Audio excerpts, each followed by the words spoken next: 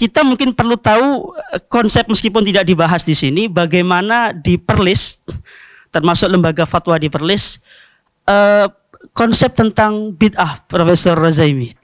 Ini kan ramai di YouTube. Kemarin Ustadz Salman Ali dengan salah satu Ustadz kita di Indonesia dari Nahdlatul Ulama, mungkin di Malaysia ARG ya, Ahlus Sunnah Research Group. Batasannya bagaimana? Kalau yang saya tahu, mohon nanti dikoreksi Prof. Samsul dan Dr. Khairuddin, di Muhammadiyah yang masuk dalam kategori bid'ah itu adalah yang menyangkut ibadah mahdhah, gitu saja. Artinya yang selain ibadah mahdhah, yang ta'akuli, yang ma'kulatil makna, dia kalau ada tambahan tidak termasuk bid'ah. Kalau teman-teman di Nahdlatul Ulama mungkin ada pembagiannya bid'ah hasanah dengan bid'ah dhalalah. Di Perlis ini bid'ahnya apakah kullu muhdatsatin, mau itu di ibadah mahdhah atau ghairu mahdhah, kemudian pokoknya kalau dia tidak dicontohkan Nabi termasuk dalam bid'ah atau tidak, dan itu bagaimana di Perlis. Jazakumullah khairan. Assalamualaikum warahmatullahi wabarakatuh. Waalaikumsalam warahmatullahi wabarakatuh. Terima kasih kepada yang bertanya. Fajar. Baik, mudah-mudahan berjaya dalam PhD insya-Allah.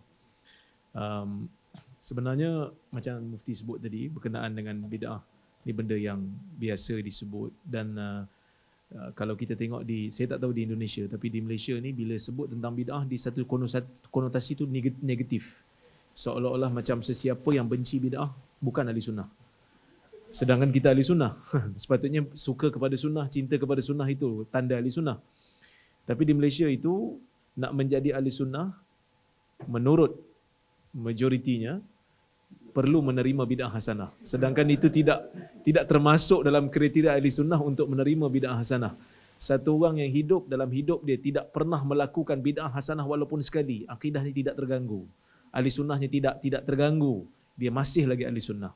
Tetapi menerima bid'ah hasanah ataupun tidak menerima bid'ah itu sebagai hasanah, itu ada ruang lingkup yang dijelaskan. Al-Aiz bin Abdissalam di dalam kitab di Qawaidul Ahkam menyebutkan ada perkara-perkara di dalam syariah ini, dia kata waqad yukhtalafu fi dzalik, mungkin ada perbahasan ataupun ada perbezaan pendapat dalam menentukan sesuatu perbuatan itu bid'ah ataupun tidak.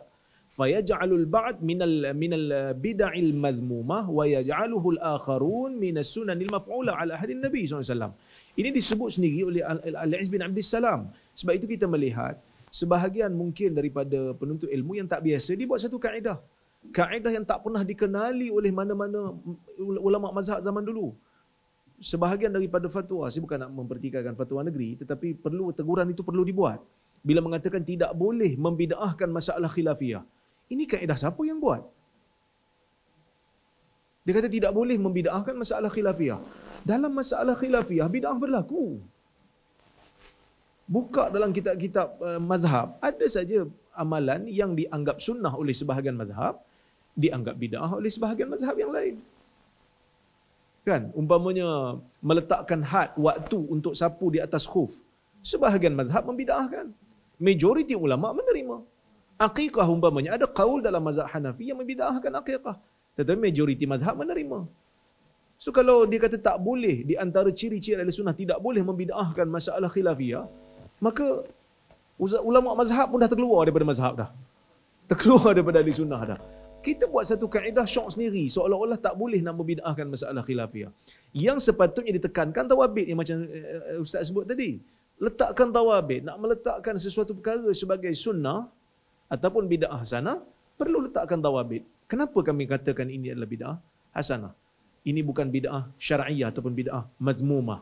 Kan? Jadi sebab itu bagi kami di Perlis dalam masalah akidah, dalam ibadah, kami yang mahdah, bukan akidah yang bukan ibadah yang maqulatul makna, tapi ibadah yang mahdah, kita berpegang dengan sunnah dan kita tidak setuju dengan bid'ah. Jadi kalau dalam isu-isu yang berkaitan dengan nawazil, benda-benda yang berkaitan dengan macam COVID sebelum-sebelum ni kita hadapi, kita nak keluar daripada berpegang kepada literal, pergi kepada maqasid, itu juga memerlukan kepada qara'in, memerlukan kepada adillah. Maksudnya benda ni bukan hanya berlaku di zaman ini, zaman dulu pun antaranya bila Nabi SAW menyebutkan man qatala qatilan alaihi bayyinah falahu salabuh, sesiapa yang membunuh kafir harbi di medan perang dan mempunyai bukti yang dia membunuh, maka dia mendapat apa saja harta yang berada di badan orang yang mati itu. Adakah ini satu arahan yang bersifat kita panggil arahan fatwa ataupun arahan pemerintah yang boleh ditukar-tukar? Umpamanya hari ini kalau mana-mana tentera yang berperang di negara luar ataupun mempertahankan negara sendiri, kalau dia tembak satu musuh negara, adakah semua pakaian dia yang senjata kelengkapan yang berada di badan tentera musuh itu menjadi milik tentera itu ataupun perlu dipulangkan pada negara? Ini perbahasan yang telah lama muncul. Mazhab Malik ada pandangannya, mazhab Syafi'i ada pandangannya. Imam Malik mengatakan ini bukan arahan fatwa yang berterusan sampai bila-bila. Ini adalah arahan pemerintah. Maksudnya pemerintah boleh tentukan, sebab dalam sepanjang peperangan Nabi hanya menyebutkan dalam satu peperangan. Kalau tak silap sini peperangan Hunain disebut perkataan ini.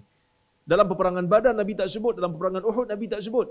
Jadi dia menggunakan dalil yang lain untuk keluarkan satu keputusan. Maksudnya akhirnya kesemua kita bila nak rumuskan satu hukum, sama ada nak berpegang kepada maqasid ataupun nak berpegang kepada literal, kesemuanya berpandukan kepada nas yang lain. Mesti ada qara'in yang lain. Kita tidak boleh untuk suka-suka mengatakan, tak pergi masjid lah, kita sembahyang kat rumah, belakang TV, dia jadi imam kita. Sedangkan di sana ada hadis-hadis yang lain tentang kelebihan menapakkan kaki pergi ke masjid. Di sana ada kelebihan malaikat mendoakan untuk orang yang berada di masjid selagi mana dia tidak melakukan adha, selagi mana dia tidak berhadas. Ini semua perlu diambil kira, perlu melihat dalil secara holistik dan komprehensif. Bukan hanya melihat secara idin, kita panggil kan, bukan hanya melihat secara terputus-putus. Jadi itulah yang disebut. Tetapi bid'ah dalam masalah dunia tak ada masalah. Disebut oleh Ibn Abdul Bar dalam masalah dunia, nak buat kilang ke, nak buat perusahaan ke, ini tidak ada masalah. Sebab tu sebenarnya saya sebut banyak kali, kita banyak buat inovasi dalam ibadah sampai kita lupa inovasi dalam dunia. Sebab tu orang Islam adalah manusia, golongan yang terlalu banyak mengguna, tidak menginvent, tidak mewujudkan sesuatu. Bayangkan kalau formula lampu ini dicipta oleh orang Islam, berapa banyak pahala yang dikumpul kerana memudahkan urusan. Tadi blackout 2 kali pun kita dah susah hati. Kan? Berapa banyak dia telah orang-orang yang menciptakan aircon ini, kalau rumusan itu ataupun formula itu dicipta oleh orang Islam, berapa banyak pahala yang dia kutip kerana memudahkan urusan manusia. Tapi kita banyak buat bid'ah dalam masalah ibadah yang tak disuruh, maka kita telah hilang fokus untuk membangunkan dunia. Ini disebut oleh Dr. Yusuf Al-Qardawi. Sepatutnya umat Islam dalam bab ibadah, dalam bab akidah beres. Tak perlu diinovasi.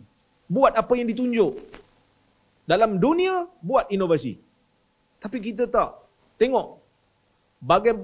Pelbagai ibadat yang direka-reka. Kalau di Malaysia siap buat valet doa.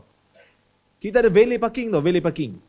Kalau parking, kita malas nak parking, bagi saja kunci pada tukang parkir, kita bayar kat dia valetkan, dia tolong parking untuk kita. Kita bayar mahal sikit lah. Sekarang di Malaysia sudah ada valet doa. Bayar kat dia tolong doa kat Mekah. Punya hebat, kan? Ini benda-benda yang tak diperlukan. Benda-benda yang sepatutnya kita berfokus kepada bagaimana untuk membangunkan dunia dari sudut teknologi dan pembangunan. Wallahu a'lam.